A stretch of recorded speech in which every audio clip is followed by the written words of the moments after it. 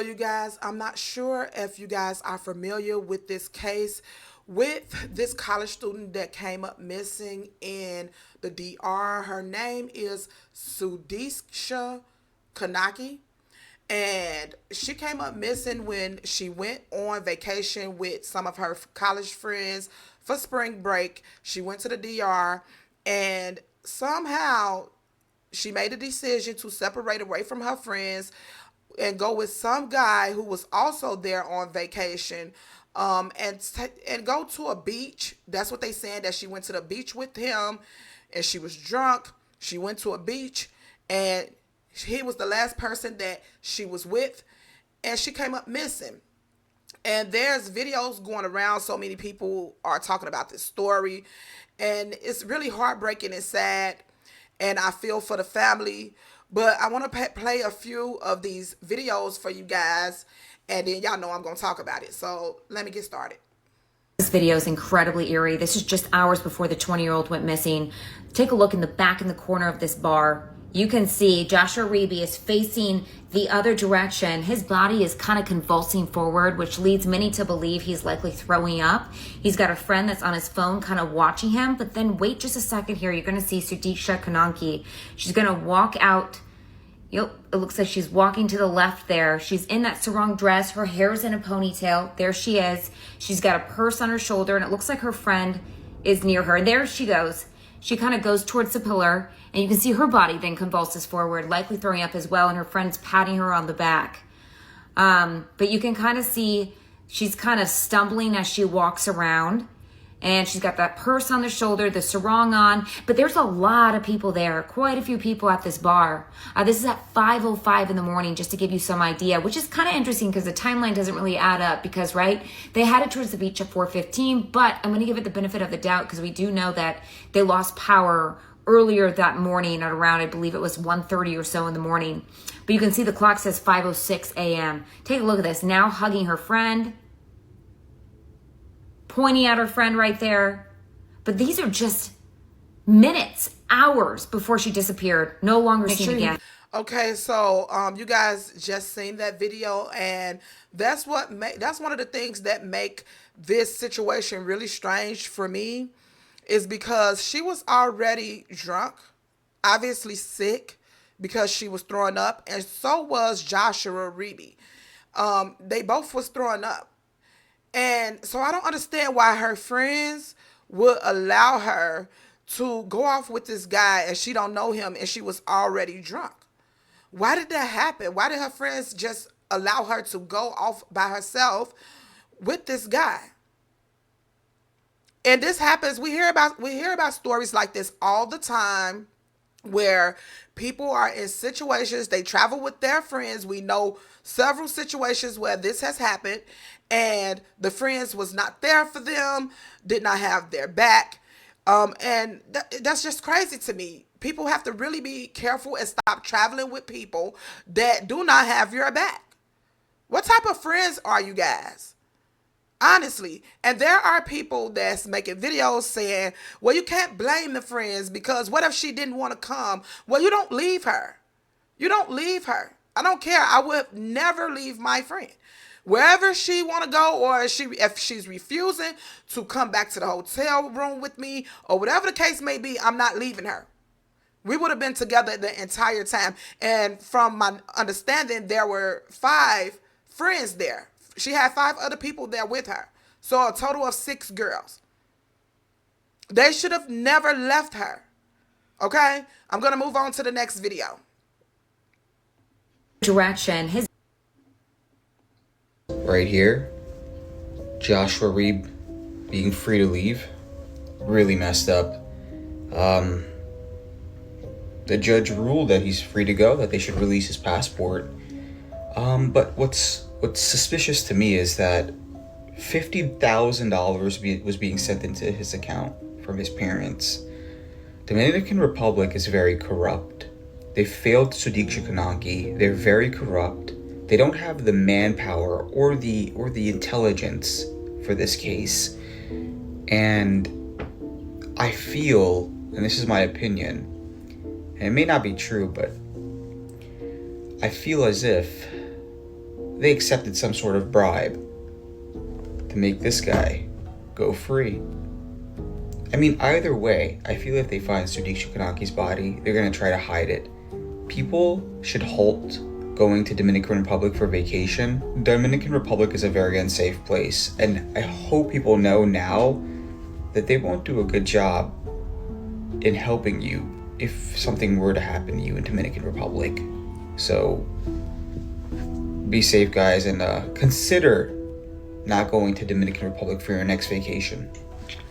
Okay, I agree with him. For some reason, it seemed like I have heard things about DR too many times where people end up missing or unalived in some type of way. They found unalive. Okay, and this has been going on for years. I just remember hearing so many stories over the years, especially this was maybe, I don't know, it's been a while, maybe like 5 years ago, where couples were found, and not just one person, couples was found unalive in their hotel room in different resorts. I don't know if you guys remember those stories that was coming out, and they were so close together, like within the same year that this was going on in the DR. So I don't know why people continue to go there. Well, maybe, we get it. But too many mysterious stories happen in the DR. So people should definitely reconsider going there. I agree with him. There's something weird going on in the DR. Now, the most important part of his video that he just talked about is the parents of Joshua Riibe sent him $50,000 during this ordeal, him being in custody and being questioned by the authorities there in the DR. What are you sending him $50,000 for? There's a lot of people that's speculating, and I'm kind of agreeing with them with the fact that possibly he paid someone off. Because what was the point of them sending him $50,000? And then the judge allows him to go back home. The judge said that, hey, as far as we know, he's not a person of interest, and he's been cooperating with the authorities in this case, so we don't think he did anything wrong. And the judge ruled for him to get his passport back and to be allowed to leave the DR. And from what I heard, they still did not give him his passport back, and I'll talk about that in a minute. But they did not give him his passport back. I'll talk about that in a minute. But the most important part, like I said, of this video is, why did the parents send $50,000? I don't think it was for no lawyer fees. He didn't need no $50,000 for no lawyer, okay? So what was the $50,000 for? Makes you wonder what is going on, okay? Let me move right along. There's one more video. Let's talk about it. What I'm about to say is not my personal opinion. It's what the traditional South Asian parent would look and consider. A, she consumed alcohol as a woman.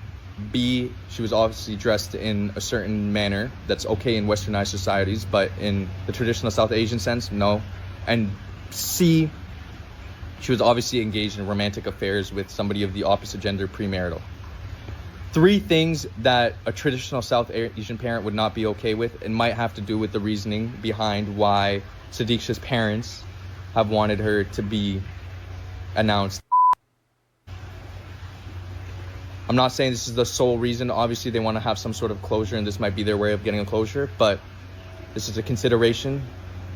Okay, so that's the end of that video. But if I'm not mistaken, he did make another part. And he's not the only one who talked about this.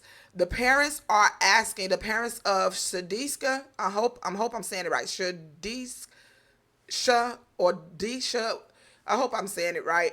But they are asking authorities to declare her unalive.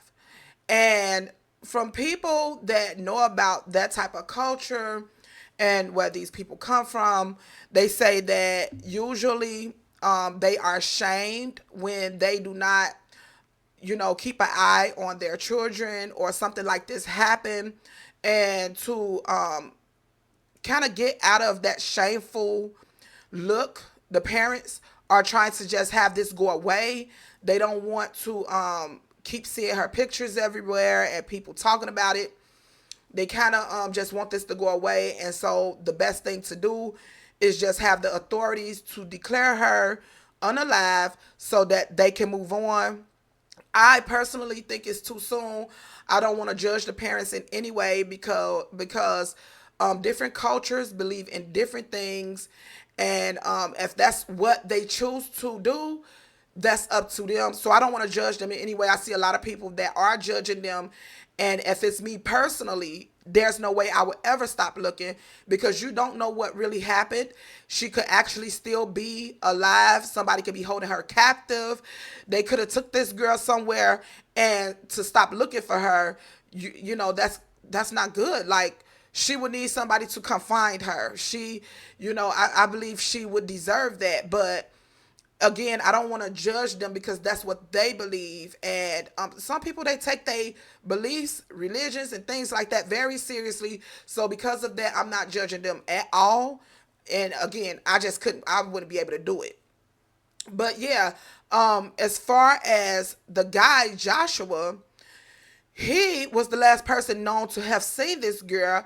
He claimed that the group of the girls, including Sudiksha, her friends, him and his friend, they all went to the beach, and all of her friends wanted to go back to the hotel, including his other friend, and they all wanted to go back to the hotel, and they did, and they left Sudiksha and him alone on the beach. He said that they got in the water and a big wave came in and kind of pulled them down or out, and they almost drowned.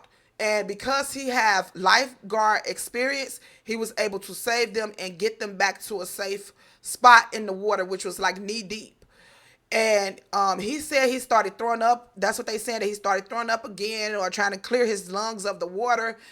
And when he finally looked up, he seen her grabbing her belongings and leaving.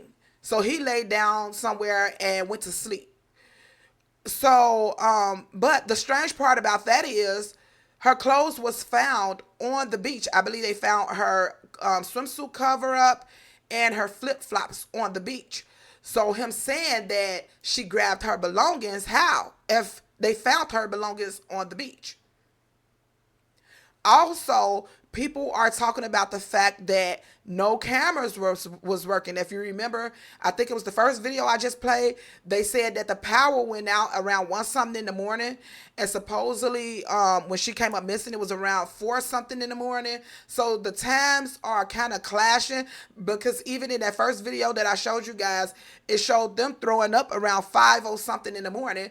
So how did they come up missing at she come up missing at 4 something in the morning, or last seen? I don't know how that's going with the time.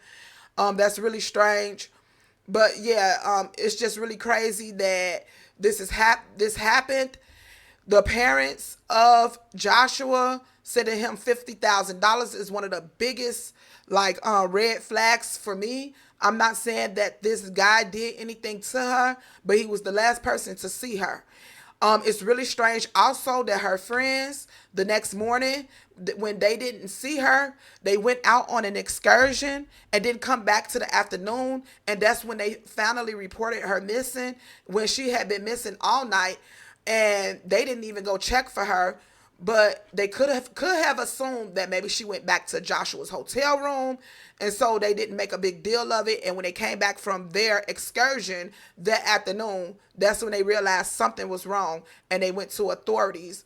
Again, I don't feel that they was good friends. I don't care what nobody say. I'm not trying to, I try to not be judgmental, but I can't help but do that. We all hear about these type of things happening a lot. I'm sure they should have known better. Their parents, especially them being of that type of nationality, their parents probably told them 100 times, make sure you stay together, be safe, things like that. And to let your friend go off by herself, drunk, in another country, it was wrong on every level. You're not good friends, in my opinion. Don't come in my comments telling me how I shouldn't say things like that. It's true. Why are you not looking out for your friends? We hear about this too much. Okay? And it's really sad. So, again, let me get back to Joshua. The judge, like I told you a little while ago, allowed him to leave the DR because they was holding him. And yeah. Oh, another detail. Let me tell you guys this first. So this is another major detail. When Joshua woke up on the beach, he did not have his wallet. His wallet and all his personal belongings was missing. Passport and all. So all his personal belongings was missing. So maybe somebody came up when they seen him drunk, sleep on the beach, and pickpocketed him, robbed him, but he did not have any of his personal belongings when he woke up. So it's very likely that somebody could have done something to Sudiksha because the power had went out in the resort. And yeah, so definitely she could still possibly be alive. It's a possibility. It's a possibility. And I just feel like they should not give up looking for her. Even if the parents are asking for that, it's not even been 2 weeks. It hasn't even been a month. So the authorities should take the initiative to continue looking for her. They really should. But let me move on. When it comes to Joshua, the judge did allow him to finally leave once they decided that he didn't do anything wrong in this situation. At least that's what they believe. And let me show you guys this. So this is an article that came out about an hour ago with TMZ. They said that Joshua did leave, but when he made it to Puerto Rico, when he got to Puerto Rico, they held him at the airport. And they not giving really many details, but his father, I believe, met him in Puerto Rico because he was there. His father was there at the airport when he made it to Puerto Rico. And they didn't allow him to leave because something is going on with the passport that he got. He had to get a replacement passport, and something with them not stamping the passport correctly when he left the DR or something like that. So they took him into custody, and we don't know if they let him go. Maybe they let him go by now, but they didn't say in this article if they let him go or not. But yeah, they held him in Puerto Rico. So that is what came out about an hour ago with TMZ. And if there's any updates, I will let you guys know. I'm not sure if they're going to, but more than likely they're going to let him go because I don't really know what the U.S. would do to him. Considering the DR didn't find anything, unless the U.S. want to question him, but that didn't happen over here. I don't know how those laws work. But yeah, right now, as far as I know, and as far as what's being reported, he is still in Puerto Rico, and they held him for whatever reason. As far as they saying, it's the passport. It did not get stamped correctly. It was a replacement passport because, again, like I told you, they took his wallet and everything. So it's just really strange how it was convenient. The power went out at 1 something in the morning. They really need to investigate that hotel and those workers. Check that hotel and everything. Because if the power had been on, based on the way people explaining the resort is set up, the resort that they were in was right next to another resort that has security on the beach, to whereas you couldn't just cross over on the beach from your resort over to the beach on the other side that was a part of the other resort. And they said it's cameras right there, it's security and everything. So how is it that no one's seen anything? They also said that it was a lot of other tourists and people out on the beach early in the morning. So how no one's seen anything? It's just really strange. So people are assuming that Sudiksha drowned in the water. That even though Joshua said that he got her to a safe spot in the water, that obviously she probably drowned. I don't know. I'm kind of leaning with, and this is just my personal opinion, that don't mean that's what it is. I think it's very possible somebody took this girl. The same way his wallet came up missing and he was so drunk, he didn't feel someone going in his pockets, taking his wallet and all his personal belongings. It was probably people there looking around, waiting to catch tourists slipping. So that's my personal opinion. I don't know. Tell me what y'all think in the comments. Yeah, I just wanted to cover this story. It's really sad. My heart goes out to her family. I can't imagine what they possibly feel. And yeah, they said that the family was already getting phone calls from their family members asking them why did they let her go and things like that. So they already being scrutinized by their own family based on their culture. They don't believe in allowing stuff like this to happen or allowing your children to go off and just do what they want to do. And yeah, so I think that's one of the reasons why they are deciding to let it go and accept that she's probably not here anymore. But I think the authorities should continue looking. And with that being said, tell me what y'all think in the comments, and I am out. Bye, y'all.